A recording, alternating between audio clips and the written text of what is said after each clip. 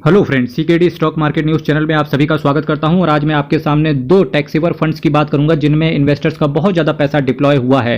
पहले नंबर पे जिस ईएलएसएस कैटेगरी की बात कर रहा हूं, इसका नाम है एचडीएफसी का ईएलएसएस यानी कि tax saver fund direct plan growth. Net asset value की बात करेंगे 1019 रुपये का है। एक साल में रिटर्न देखिए 21.16% के CAGR के हिसाब से इन्होंने डिलीवर करके दिया है, जो कि अच्छा दिख रहा है। 3 साल में देखिए 27.69% का, 5 साल में देखेंगे आप तो 15.25% का। और जबकि मैक्सिमम जबकि मैं बात कर रहा हूं तो एटलीस्ट ये शायद इंडेक्स को भी बीट नहीं कर पाए। 14.04% के CAGR के हिसाब से इन्होंने रिटर्न अपने इन्वेस्टर्स को डिलीवर करके दिया है। पास में देखेंगे अगर आप तो 21% का CAGR, 3 साल में देखिए 27, और जबकि मैक्सिमम बात करेंगे 14%। जैसा कि मैं आपसे हमेशा कहता हूं कि HDFC और ICICI प्रूडेंशियल ये कुछ ऐसे म्यूचुअल फंड हैं जो शॉर्ट टर्म में इन्वेस्टर्स को बहुत अच्छा रिटर्न देते हैं, पर लॉन्ग टर्म में कहीं ना कहीं ये रिटर्न इन्वेस्टर्स को डिलीवर करके नहीं दे पाते हैं, बिकॉज ऑफ द फैक्ट कि भाई इन्वेस्टर इन म्यूचुअल फंड और इन असेट मैनेजमेंट कंपनी के ऊपर ट्रस्ट बहुत ज़्यादा करता है। साथ ही साथ प्रमोशन के थ्रू भी कहीं ना कहीं आपकी तरफ ये अट्रैक्शन हो जाता है कि चलो HDFC है तो चलिए हम इस पर इन्वेस्टमेंट कर देते हैं। इसकी वजह से कहीं ना कहीं आपके हाथ से कुछ अच्छे ELSS कैटेगरी के फंड्स चूक जाते हैं।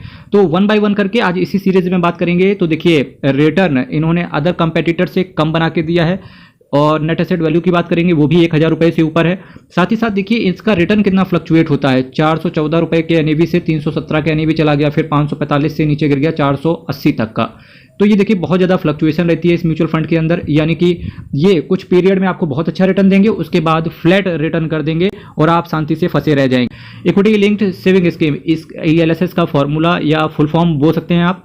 वैल्यू रिसर्च ने इसको 3 आउट ऑफ 5 रेट किया है। रोशी जैन साहब आपके पैसे को मैनेज करके चल रहे हैं। इसके साथ साथ आप ये देखिए यहाँ से एब्सोल्यूट रिटर्न 3 महीने में केवल 3.82% का एब्सोल्यूट है, 6 महीने में देखिए 18.60% का एब्सोल्यूट है, एक साल में देखिए 21.16% का एब्सोल्यूट है।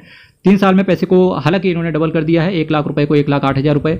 और ये वही वक्त चल रहा है HDFC एसेट मैनेजमेंट कंपनी के लिए। इस समय अगर आप HDFC के किसी भी फंड को उठा लेंगे डेफिनेटली आपको बहुत अच्छा रिटर्न मिलते हुए देखने को मिल रहा होगा। तो ऐसे समय पे कुछ लोगों का क्वेश्चन आ जाएगा कि सीकेडी जी क्या हम अभी एग्जिट कर सकते हैं क्या HDFC के ELSS से? जी नहीं, अभी चुपचाप 1 साल में 21% का CAGR आ चुका है, तो शांति से इसको लेकर के चुपचाप बैठे रहिए।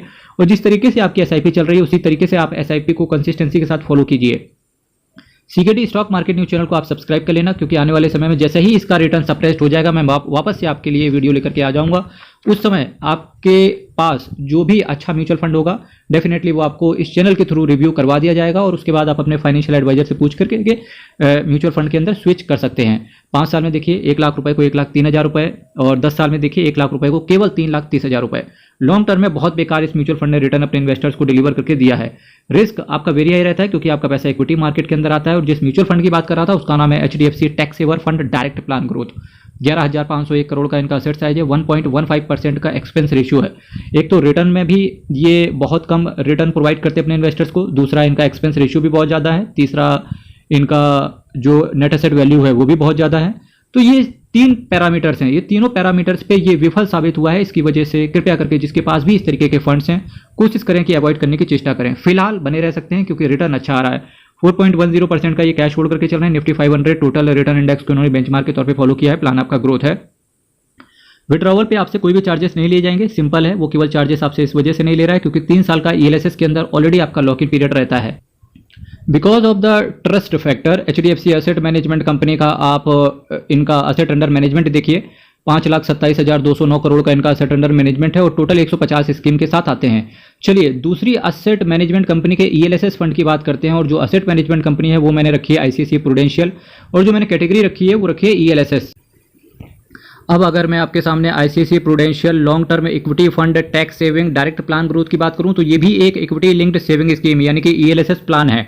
अब ELSS प्लान केवल उन्हीं के लिए इंपॉर्टेंट होता है जो आज इस चैनल पर नए आ रहे हैं, तो उनको मैं बताना चाहूँगा जो केवल डायरेक्ट टैक्स का भारत सरकार को पेमेंट करते हैं उन्हीं को इस तरीके के प्लान सेलेक्ट करने चाहिए, क्योंकि इसके थ्रू आपका ATC के अंदर 1,50,000 रुपये तक का एडिशनल डिडक्शन भी देखने को मिलता है। ठीक है, नेट एसेट वैल्यू की बात करेंगे 748 रुपये का है। 1 साल में रिटर्न देखो 14.90% का, 3 साल में रिटर्न देखिए 23.78% का, 5 साल में रिटर्न देखिए 15.49% का, और मैक्सिमम देखिए 15.37% के CAGR के हिसाब से इस म्यूचुअल फंड ने रिटर्न अपने इन्वेस्टर्स को डिलीवर करके दिया है। देखिए म्यूचुअल फंड के अंदर बहुत ज़्यादा फ्लक्चुएशन रहती है। 257 का NAV था, 275 तक चला गया, फिर देखिए 396 से गिर के आ गया 374, तो ये अगर म्यूचुअल फंड में हो तो डेफिनेटली इस तरीके के आपको फ्लक्चुएशन देखने को मिलेंगे। तो कृपया करके इस तरीके के फ्लक्चुएशन, यानी कि अगर आपका रिटर्न 10-20% नीचे गिर जाए म्यूचुअल फंड के अंदर, तो कोई ताज्जुब मत मानना और साथ ही साथ पैनिक बिल्कुल मत करना, क्योंकि जब शेयर मार्केट नीचे गिरता है तो डेफिनेटली इसके साथ साथ आपका म्यूचुअल फंड भी नीचे आएगा।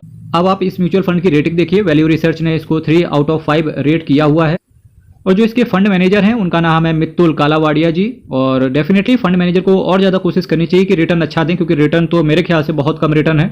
3 महीने में देखिए 2.15% का एब्सोल्यूट रिटर्न है, 6 महीने में देखिए 16.66% का एब्सोल्यूट रिटर्न है, 1 साल में देखिए 14.90% का एब्सोल्यूट है, 3 साल में भी पैसा डबल नहीं हो पाया, 89.63% का एब्सोल्यूट है, 5 साल में 1 लाख रुपए को 1,05,000 रुपये बना दिया। वहीं 10 साल की बात करेंगे तो 1 लाख रुपए को 3,69,000 रुपये बना के दिया है।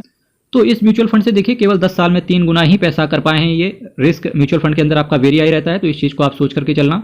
ICIC Prudential long term equity fund tax saving direct plan growth की बात करके चल रहा हूँ। 11,336 करोड़ का इसका असेट साइज है।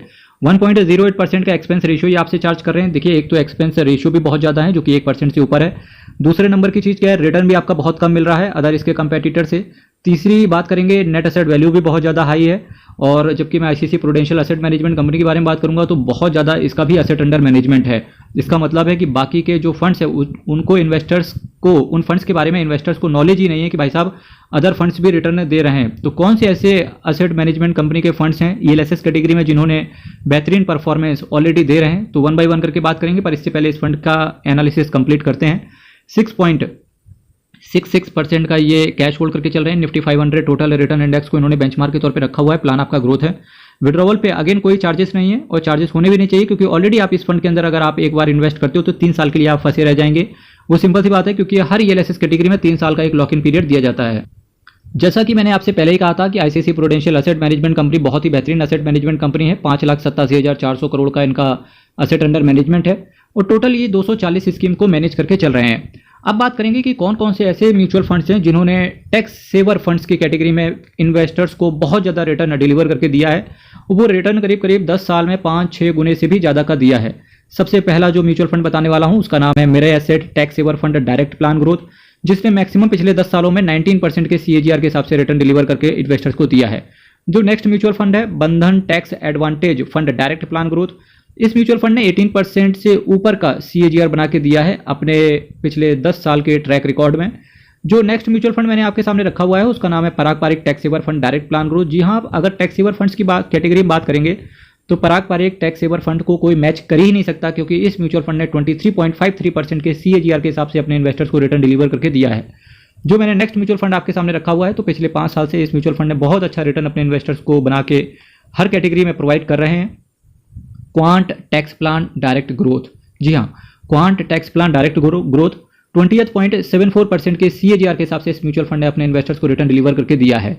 तो आप CKD जी ये बताओ, आपका क्वेश्चन निकल के आ सकता है कि आईसीआईसी प्रूडेंशियल का टैक्स सेवर और HDFC का टैक्स सेवर फिर आपने ये क्यों रखे। ये सिंपल सी बात है, मैंने इस वजह से रखे क्योंकि 11-11 हज़ार करोड़ के आसपास इन्वेस्टर्स का पैसा इस फंड के अंदर लगा हुआ है।